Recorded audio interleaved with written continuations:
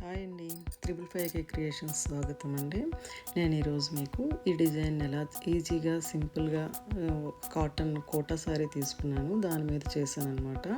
నేను ఎంత ఈజీగా చేశానో నేను మీకు కూడా అది చెప్పడానికి ట్రై చేస్తానండి. నేను ఇలా ఒక ప్లెయిన్ శారీ కోటా శారీ తీసుకున్నాను. దాని మీద ఫ్లవర్స్కి మావ్ అండ్ వైట్ యూస్ చేస్తున్నాను కలర్స్. ఇది మావ్ కలర్ అంటారండి. నేను బ్యాక్గ్రౌండ్ నాది ఆ కలర్ లైలా అంటే వైలెట్ కదా, దానికి అది బాగుంటుందని లీవ్స్ వచ్చి green, sap green, yellow, brown తీసుకున్నానండి. బ్రష్ ఏమో 12 నెంబర్ బ్రష్, రౌండ్ నెంబరు, ఒక బ్రష్ 1 నెంబర్ కానీ 0 నెంబర్ కానీ ఒక ఫ్లాట్ బ్రష్ తీసుకుంటున్నాను. ఇప్పుడు నేను ఫ్లవర్స్ మనకి ఎక్కడెక్కడ కావాలి అన్నది ప్లాన్ చేసుకుంటూ ఇంక మనం ఒక బ్రష్ మీద ఒకవైపు ఎల్లో ఒకవైపు బ్రౌన్ తీసుకొని చూడండి, అలాగ రౌండ్ షేప్ వచ్చే విధంగా మధ్యలో మనకు ఐడియాకి ఉంటుంది, మధ్యలో ఫ్లవర్ మధ్యలో పార్ట్ కూడా అయిపోతుంది అన్నమాట.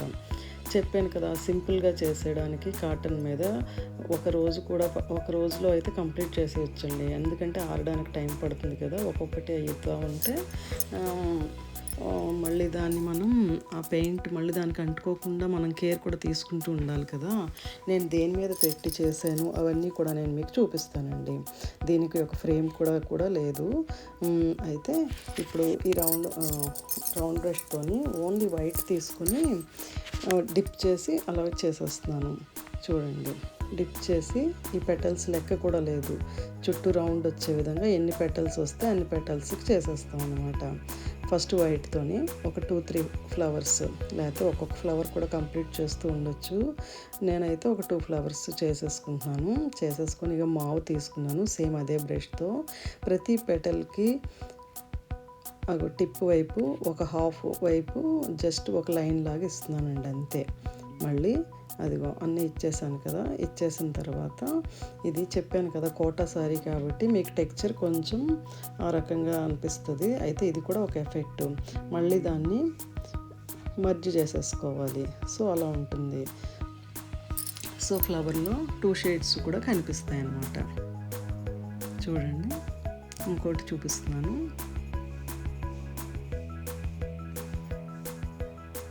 మళ్ళీ మిక్స్ చేసేస్తున్నాను. ఫ్లవర్ అయితే ఇలాగే చేసేస్తాను. అన్ని ఫ్లవర్స్ కూడా మనం శారీ అంతా లాస్ట్ వరకు ఎలా కావాలి, శారీ అనే కాదండి, డ్రెస్సెస్ మీద కూడా ఎక్కడైనా ఏ ఫ్లవర్స్ కావాలంటే దానికి టెక్నిక్ని మీరు యూస్ చేసుకోవచ్చు. మళ్ళీ ఇంకొకటి మీకు అర్థమవుతుందని మళ్ళీ ఇంకొకటి మీకు దగ్గరికి చేసి చూపిస్తాను. చూడండి, ఇప్పుడు మధ్యలోని బుట్టీస్ అంటాను కదా, సేమ్ మన బ్రష్ మీద 2 కలర్స్ ఉన్నాయి కాబట్టి అలా చేసేసాను.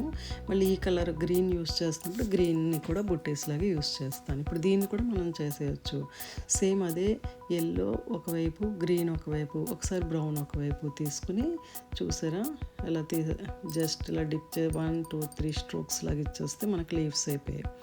అంటే బ్రష్ ఆ షేప్లో ఉంది కాబట్టి. ఇప్పుడు వైట్ కలర్తోని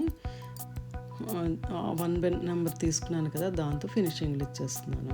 అంటే అన్ని బార్డర్ చేస్తున్నట్టు చిన్న డాట్స్ పెట్టేస్తున్నాను. నెక్స్ట్ మళ్ళీ బ్లాక్ కూడా తీసుకుంటానండి. బ్లాక్తో కూడా నేను ఫినిషింగ్ ఇస్తాను. వైట్తో ఫస్ట్ అంతా చేసాక మనకు ఆ బ్యాలెన్స్ చేయడానికి మళ్ళీ బ్లాక్ ఇస్తాను అనమాట. చూడండి, నేను ఎలా చేస్తానో అబ్జర్వ్ చేస్తే మీకు ఆ విధంగా వచ్చేస్తుంది. ఇదిగోండి, ఇప్పుడు నేను చేసిన పార్ట్ అంతా కంప్లీట్ అయిన తర్వాత ఈ రకంగా ఉంది. సేమ్ ఇదే మెథడ్తో మీరు పళ్ళుని కూడా చేసుకోవచ్చు. మీకు శారీలో ఎక్కడ కావాలన్నా కూడా చేసుకోవచ్చు. నేను చెప్పాను కదా, ఒక టైప్ అయిన తర్వాత అది ఆరిన తర్వాత మళ్ళీ ఇది చేసేసాను అనమాట. అయితే నేను దీన్ని ఎక్కడ చేశాను అనుకుంటున్నారు పెయింటింగు? ఇదిగో బెడ్ ఉంది కదా, బెడ్ మీద దుప్పటికి మామూలుగా ఒక దుప్పటి అనుకొని పెట్టుకొని దాని మీద నేను శారీని పెట్టేసుకున్నానండి.